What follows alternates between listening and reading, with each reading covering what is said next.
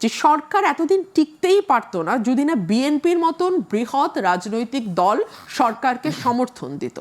বিএনপির acting chairman শুরু থেকে একটা কথা বলেছে, এটি আমাদের সরকার, এই সরকারকে কোনোভাবে ব্যর্থ হতে দেয়া যাবে না, কিন্তু সরকার যদি নিজেই নিজেকে ব্যর্থ করে তাহলে আমাদের কিছু করার থাকবে না।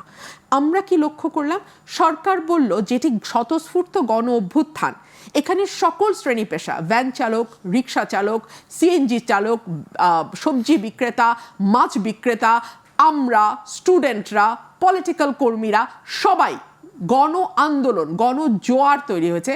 সেটাকেই উনি 2-3 মাস পরে বললেন মেটিকুলাসলি প্ল্যান্ড মুভমেন্ট। তারপরে তিনি বললেন there is a brain behind this movement. এই কথাগুলো কিন্তু বলার সাথে সাথে উনি নিজেকে অন্য পলিটিক্যাল পার্টি এবং দেশের মানুষ থেকে বিচ্ছিন্ন করা শুরু করলেন। উনি বললেন ছাত্ররা আমাকে নিয়োগ দিয়েছে, ওরা যতদিন বলবে আমি থাকবো।